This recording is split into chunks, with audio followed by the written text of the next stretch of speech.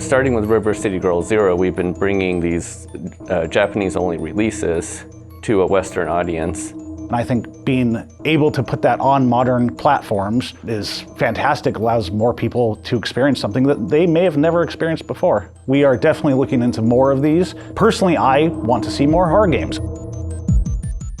I'm Mariel Cartwright. I am the creative lead of the Port Plus version of Clock Tower.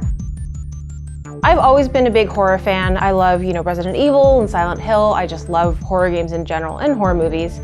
But Clock Tower in particular is a game that I discovered when I was probably about 16, and it holds a really special place in my heart because at the time it was the scariest thing I had ever played. As this character Jennifer, I'm trying to get away from the Scissor Man. We have a ton of games where you're fighting monsters and you're shooting them with guns, and that can still be scary, but Clock Tower is distinct in that you really don't have any of those tools.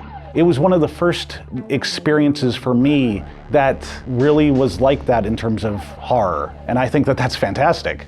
It is true survival horror. You can only survive, and I think it is a game that has a lot of quieter tension. Jennifer is such an interesting character because at the start of the game, we don't know a lot about her, and I think the game does such an amazing job of revealing a very heartbreaking story about her, through different playthroughs of the game because it has a bunch of endings. And I think that's part of what got me so attached.